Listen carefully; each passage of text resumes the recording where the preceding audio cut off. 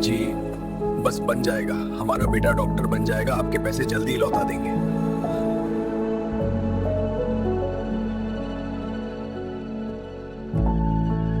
इनको मुझसे कितनी उम्मीदें हैं।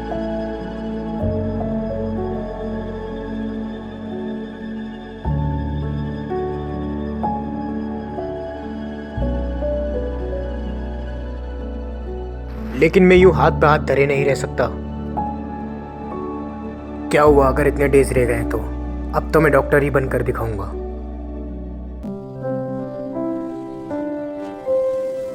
अब या तो नीट या मैं। ये नोट्स आपके बहुत काम आने वाले हैं क्योंकि इसके अंदर मैंने एनसीईआरटी की एक लाइन को कवर किया है और साथ में प्रीवियस ईयर्स में कब कब क्वेश्चन किस टॉपिक से आया था ये भी इसमें इंक्लूड है। तो स्टार्ट करते हैं अपना पहला topic, respiration by body surface. तो गाइस सबसे बेसिक रेस्पिरेशन होती है हमारी डायरेक्ट बॉडी सरफेस से, जो कि हमारे डिफ्यूजन के थ्रू होती है।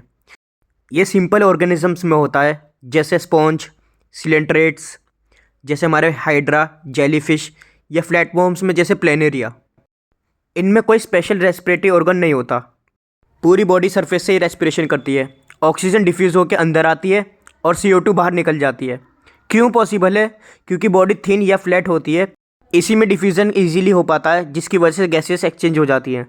सो इस टॉपिक से हमारा बेसिकली 2 बार क्वेश्चन पूछा गया था, जो कि हमारा नीट 2016 एंड 2021 में आया था। और ये ज़्यादातर ऑर्गेनिजम्स आपको एक्वेटिक देखने को मिलेंगे जिनकी बॉडी मॉइस्ट होती है। सेकंड पॉइंट है हमारा अर्थवर्म। अब अर्थवर्म की बात करते हैं। ये क्यूटेनियस रेस्पिरेशन करते हैं, मतलब स्किन से ब्रीथिंग। ये टॉपिक हमारा नीट PYQ में 2015 और 2019 और 2022 में पूछा गया था। जैसे कि साइड में डायग्राम गिवन है, स्किन मॉइस्ट रहती है म्यूकस सिक्रेशन की वजह से। ऑक्सीजन पहले मॉइस्ट लेयर से डिसॉल्व होती है, फिर ब्लड कैपिलरीज के अंदर जाके घुल जाती है। अब इस पैराग्राफ की मेन लाइन की बात करते हैं जहाँ से क्वेश्चन पूछा जाता है।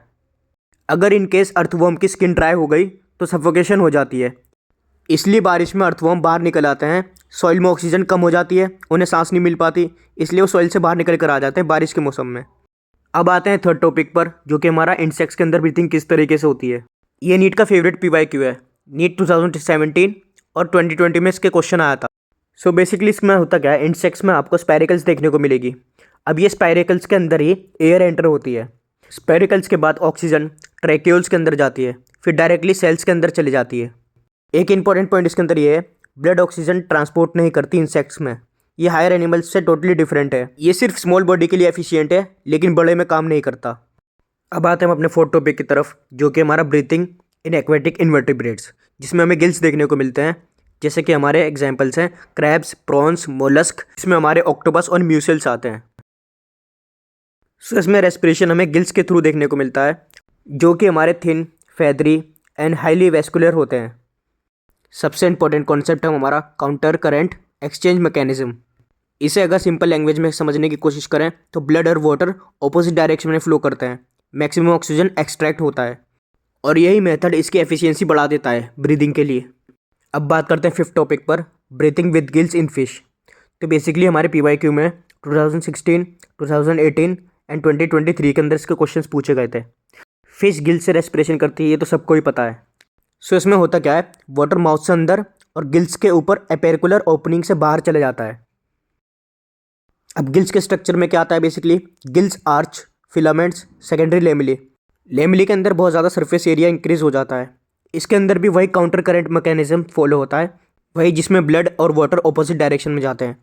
इसी मेथड से 80 से 90% ऑक्सीजन अपटेक हो जाती है। इसी एडेप्टेशन से फिश लो ऑक्सीजन वाटर में भी सर्वाइव कर लेती है। नेक्स्ट चैप्टर के अंदर इसको फुल डिटेल में करेंगे, काउंटर करंट मैकेनिज्म को। अब बात करते हैं नेक्स्ट टॉपिक पर, sixth, breathing with lungs in terrestrial animals. अब हम बात करें टेरेस्ट्रियल एनिमल्स की, तो टेरेस्ट्रियल एनिमल्स में आपको लंग्स देखने को मिलता है। लंग्स इनमें रेस्पिरेशन के लिए काम करता है। अब इसमें एडवांटेज ये होता है, इनकी मॉइस्ट स्किन जो होती है वो इंटरनल होती है, जिसकी वजह से ड्राई एयर से प्रोटेक्टेड रहते हैं। मैमल्स यानी कि हम में आपको देखने मिलेगी एल्वियोलाई, और वहीं बर्ड्स में लंग्स प्लस एयर सैक्स होते हैं, जिनकी वजह से यूरिन डायरेक्शन एयर फ्लो होता है, जिसकी वजह से फ्लाइट के टाइम हाई ऑक्सीजन डिमांड भी पूरी होती है। स्पाइडर में आपको बुक लंग्स देखने को मिलेंगे। बर्ड की रेस्पिरेशन एफिशिएंसी नीट में बार बार पूछी जाती है, इसको अच्छे से पढ़कर जाना। अब बात करते हैं रेस्पिरेशन वर्टिब्रेट्स में किस तरीके से होता है, जिसमें हम स्पेशल केस को ले रहे हैं एम्फीबियंस को। तो ये बहुत ज़्यादा इंपॉर्टेंट है। इसमें तो अलग से खुद स्टार लगाने पड़ जाएंगे। तो पूरे पैराग्राफ का मीनिंग बताने जा रहा हूँ मैं। एम्फीबियन स्पेशल केस हैं, ड्यूअल मोड ऑफ रेस्पिरेशन देखने को मिलती है। लार्वल स्टेज में टेडपोल में जब होते हैं ये, तो गिल से ब्रीथ करते हैं, और वहीं जब ये एडल्ट फ्रॉग में कन्वर्ट हो जाते हैं तो लैंड पर तो ये लंग से रेस्पिरेशन करते हैं, और पानी के अंदर ये स्किन से रेस्पिरेशन करते हैं। स्किन इनकी हाईली थिन, रिचली वेस्कुलर होती है। इसे ही हम क्यूटेनियस रेस्पिरेशन भी बोलते हैं, जो कि बहुत ज़्यादा इंपॉर्टेंट है। अब आगे चलते हैं हम ह्यूमन रेस्पिरेटरी सिस्टम की तरफ, जिसमें हम स्ट्रक्चर एंड प्रोसेस के बारे में पढ़ेंगे। पहला टॉपिक है हमारा external nostril and nasal chamber. ये पूरा पैराग्राफ अच्छे से समझ लेते हैं। ह्यूमन रेस्पिरेशन की जर्नी स्टार्ट होती है एक्सटर्नल नोस्ट्रिल से। इसमें दो ओपनिंग्स नोज के अपर लिप के ऊपर देखने को मिलेंगी। एयर नोस्ट्रिल से होती हुई नेजल पैसेज में जाएगी, देन नेजल चैम्बर में, जो नेजल कैविटी भी कहलाई जाती है, उसमें एंटर करती है। यहाँ हेयर्स होते हैं, स्टिकी म्यूकस होता है, ये डस्ट और जम्स को ट्रैप करते हैं। इनका फंक्शन बहुत इंपॉर्टेंट है। ये एयर को फिल्टर करता है, वार्म करता है और मॉइस्ट करके आगे की ओर भेज देता है। Only clean, warm, moist air ही आगे जाती है। इस पैराग्राफ से नीट 2016 में क्वेश्चन आया था डायरेक्टली। अब आता है सेकंड पॉइंट पर, फेरेंक्स, लैरिंक्स एंड एपिग्लोटिस। इसका पूरे पैराग्राफ को अच्छे से समझ लेते हैं। तो इसका फ्लो बेसिकली याद रखना, नेजल चैम्बर से एयर फेरेंक्स में जाती है। ये कॉमन पैसेज है फूड और एयर दोनों का। फेरेंक्स से लैरिंक्स में जाती है, जो कि वॉइस बॉक्स कहलाया जाता है। लैरिंक्स कार्टिलेज का बना होता है, इसमें वोकल कॉर्ड्स होते हैं बोलने के लिए। अब जो सबसे इंपॉर्टेंट पॉइंट आता है इसमें, वो आता है एपिग्लोटिस। एपिग्लोटिस एक इलास्टिक कार्टिलेज का फ्लैप है। इसका फंक्शन क्या होता है, खाना स्वेलो करते टाइम ये क्लोज हो जाती है ताकि हमारा फूड ट्रैकिया के अंदर न जाए। इसे ही एंटी चोकिंग मैकेनिज्म बोलते हैं। इसे ही डेली लाइफ के एग्जांपल से समझते हैं। कभी खाना खाते टाइम गलती से हवा अंदर चली जाए या खाना गलत जगह जाए तो कफिंग होती है। ये एपिग्लोटिस का बैकअप सिस्टम ही काम करता है। अब बात करते हैं नेक्स्ट टॉपिक की, जो कि हमारा ट्रैकिया, जिसे हम विंड पाइप भी बोलते हैं। तो ट्रैकिया हमारा लैरिंक्स से शुरू होती है, लॉन्ग ट्यूब नेक से लेकर चेस्ट तक जाती है। वॉल्स इसकी सी शेप इनकम्प्लीट कार्टिलेज की बनी हुई होती है।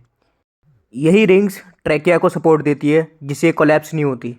प्लस जो फूड पैसेज है, जैसे कि इसोफेगस, जो पीछे की तरफ होता है, उसको दबने नहीं देती।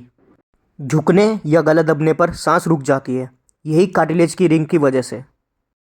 अब आते हैं फोर्थ टॉपिक पर, ब्रांचिंग ऑफ ब्रोंकियल ट्री। तो इसके अंदर बेसिकली होता क्या है, ट्रैकिया चेस्ट में फिफ्थ थोरैसिक वर्टिब्रा पे डिवाइड हो जाती है, राइट और लेफ्ट प्राइमरी ब्रोंकाई में। इसका सीक्वेंस बहुत ज़्यादा इंपॉर्टेंट है, इसको बहुत अच्छे से याद रखिएगा, ये एग्जाम में डायरेक्टली पूछा जाएगा। तो इसमें डिवीज़न किस तरीके से होता है, प्राइमरी ब्रोंकाई सेकेंडरी में टूट जाती है, सेकेंडरी से टर्शरी, टर्शरी से ब्रोंक्यूल्स, देन टर्मिनल ब्रोंक्यूल। अब इसमें इंपॉर्टेंट चीज़ ये है कि हमारा जो कार्टिलेज होता है वो प्राइमरी से टर्शरी ब्रोंकाई तक होता है, ना कि ब्रोंक्यूल्स में। तो सी शेप की रिंग जो होती है हमारी, वो सिर्फ हमारी टर्शरी ब्रोंकाई तक होती है। अब आते हैं alveoli site of gas exchange. Terminal bronchioles हमारी एल्विलाई तक जाती है। ये हमारी ग्रेप्स की तरह देखने को मिलती है या बलून लाइक देखने को मिलती है। ये thin walled rich capillary network से सराउंडेड है। एक्चुअल में जो गैस एक्सचेंज होती है वो यहीं से होती है। इसमें ऑक्सीजन ब्लड में जाती है और वहीं कार्बन डाइऑक्साइड एल्विलाई से होते हुए बाहर निकल जाती है। नीट में 3 बार क्वेश्चन यहाँ से आया। लंग्स एंड प्लूरा, बेसिकली हमारा जो राइट लंग है वो लेफ्ट से बड़ा होगा, क्योंकि लेफ्ट लंग में आपको कार्डियक नोच देखने को मिलेगी और इसके पास 2 लोब्स होती है, राइट के पास 3 लोब्स होती है। हर लंग को डबल लेयर प्लूरा कवर करती है। आउटर वाली थोरैसिक प्लूरा, इनर विसिरल प्लूरा कहलाई जाती है। प्लूरल फ्लूइड भी इसमें पाया जाता है, जिसकी वजह से फ्रिक्शन नहीं हो पाता लंग्स के अंदर और कोलैप्स नहीं हो पाता। सो अब देखते हैं important topic, conducting versus respiratory parts. इसके अंदर बेसिकली क्या होता है, कंडक्टिंग पार्ट हमारा होता है नोस्ट्रिल से स्टार्ट होता है और टर्मिनल ब्रोंक्यूल तक जाता है। फंक्शन उसका होता है transport, cleaning and humidifying of oxygen. इसमें नो गैसेस एक्सचेंज है। वहीं रेस्पिरेटरी पार्ट के अंदर एल्विलाई प्लस रेस्पिरेटरी ब्रोंक्यूल्स तक आता है, इसमें गैसेस एक्सचेंज आपको देखने को मिलेगी। सो हमारा जो थोरैसिक होता है या चेस्ट चैम्बर होता है, इसका बेसिकली काम क्या होता है, ये लंग्स के लिए एक एयर टाइट चैम्बर है। अब इनके अंदर हमारी कुछ बाउंड्रीज भी होती हैं। जो बाउंड्रीज बनी हुई होती है, बैक की तरफ आपको देखने को वर्टिबल कॉलम, फ्रंट में स्टर्नम देखने को मिलेगा, ये रहा फ्रंट पर, और वहीं आपको साइड में रिब्स देखने को मिलेंगी, ये रही, और बॉटम में आपको डायफ्राम देखने को मिलेगा जो कि डोम शेप होगा। वॉल्यूम चेंज होगा, उसकी वजह से यहाँ पर लंग्स एक्सपेंड या कॉन्ट्रैक्ट होंगे। आगे इसके बारे में पूरी डिटेल में बात करेंगे। सो अब देखते हैं नेक्स्ट टॉपिक, जो कि हमारा व्हाट इज़ रेस्पिरेशन। इसके अंदर आपको स्टेप्स देखने को मिलेंगे, इन्हें अच्छे से याद रखिएगा। ये सीक्वेंस डायरेक्टली नीट 2022 में डायरेक्टली इस तरीके से पूछा गया था। ब्रीदिंग वेंटिलेशन करता है, फिर डिफ्यूजन होता है, जो कि हमारा एल्वेलाई के बीच में होता है। Transport by blood, diffusion in tissues, cellular respiration. इसको अच्छे से याद रखना, इस सीक्वेंस डायरेक्टली आएगा। अब आते हैं नेक्स्ट टॉपिक पर। What is breathing. दोस्तों ब्रीदिंग एक सिंपल डेफिनेशन से याद रखो कि ऑक्सीजन का इंटेक और कार्बन डाइऑक्साइड का रिलीज को हम ब्रीदिंग बोलते हैं। ये प्रोसेस एनाटॉमिकली होता है, बिल्कुल हार्ट बीट की तरह। सब कुछ डिपेंड करता है प्रेशर ग्रेडियंट पर। लंग्स के अंदर और एटमॉस्फेयर के बाहर के प्रेशर डिफरेंस से एयर मूव होती है। इस डेफिनेशन से डायरेक्ट PYQ आते हैं। 2 स्टेज ऑफ ब्रीदिंग। सबसे पहला आता है हमारा इंस्पिरेशन। इंस्पिरेशन में बेसिकली फ्रेश एयर लंग्स में आती है, और दूसरी तरफ एक्सपीरेशन की बात करें, इसमें यूज्ड एयर बाहर निकलती है। इंस्पिरेशन के बाद गैस एक्सचेंज होता है एल्वेलाई में, फिर एक्सपीरेशन होता है। प्रेशर टर्म्स ये बहुत ज़्यादा इंपॉर्टेंट है और काफ़ी क्वेश्चंस यहाँ से आते हैं, इसे अच्छे से याद रखिएगा। एटमॉस्फेरिक प्रेशर, बाहर की एयर का कांस्टेंट प्रेशर। दूसरा इंट्रापल्मोनरी प्रेशर, लंग्स के अंदर का प्रेशर जो ब्रीथिंग के साथ चेंज होता रहता है। अब मेन लाइन पर आते हैं। इंस्पिरेशन तब होती है जब लंग्स का प्रेशर एटमॉस्फेरिक प्रेशर से कम हो, और दूसरी तरफ एक्सपिरेशन तब होती है जब लंग्स का प्रेशर एटमॉस्फेरिक प्रेशर से ज़्यादा हो। Muscle involved in breathing. अब इसमें हम डायग्राम से अच्छे से समझने की कोशिश करते हैं। डायग्राम में आपको दिखेगा डोम शेप्ड का diaphragm, external intercostal muscle, internal coastal muscle. इसमें मेन प्लेयर जो है हमारे 2 हैं, डायफ्राम और intercostal muscle. External intercostal muscle normal breathing के लिए है। Internal intercostal muscle forceful expiration के हेल्प करता है। अब आते हैं इंस्पिरेशन की तरफ, जो कि हमारा एक्टिव प्रोसेस होता है। इंस्पिरेशन एक्टिव प्रोसेस है क्योंकि एनर्जी लगती है। मसल्स के कॉन्ट्रैक्शंस में डायफ्राम कॉन्ट्रैक्ट करता है, फ्लैटन हो जाता है, नीचे मूव होता है। इसकी वजह से एक्सटर्नल इंटरकोस्टल मसल कॉन्ट्रैक्ट करती हैं, जिसकी वजह से रिब्स ऊपर और बाहर मूव ऑन करती हैं। रिजल्ट थोरेसिक वॉल्यूम बढ़ता है, लंग्स का वॉल्यूम बढ़ता है, इंटरनल पल्मोनरी प्रेशर गिरता है, क्योंकि हमारा प्रेशर इन्वर्सली प्रोपोर्शनल होता है वॉल्यूम के। सो इसकी वजह से एटमॉस्फेयर से लंग्स में एयर रश करती है। अगर सिंपल वर्ड्स में समझने की कोशिश करें, जब आप डीपली सांस लेते हो, चेस्ट और स्टमक दोनों फैल जाते हैं, यही हमारा इंस्पिरेशन है। एक्सपिरेशन एक पैसिव प्रोसेस है क्योंकि कोई एनर्जी नहीं लगती। मसल्स रिलैक्स हो जाती हैं, डायफ्राम डोम शेप में वापस आता है और ऊपर की तरफ मूव करता है। इसमें एक्सटर्नल इंटरकोस्टल मसल रिलैक्स होती है, रिब्स नीचे और अंदर की ओर मूव करती है, थोरेसिक वॉल्यूम कम हो जाता है, लंग्स वॉल्यूम कम हो जाता है, प्रेशर बढ़ जाता है, एयर फोर्सली बाहर निकल जाती है। आपने देखा भी होगा नॉर्मल सांस छोड़ते टाइम कोई एफर्ट्स नहीं डालना पड़ता, क्योंकि बस रिलैक्स रहो, खुद सांस निकल जाता है। यही पैसिव एक्सपिरेशन कहलाया जाता है। नीट में अभी तक यही पूछा गया है ज़्यादातर कि एक्सपिरेशन एक पैसिव प्रोसेस है। अब इन तीनों पॉइंट को एक साथ कवर कर लेते हैं।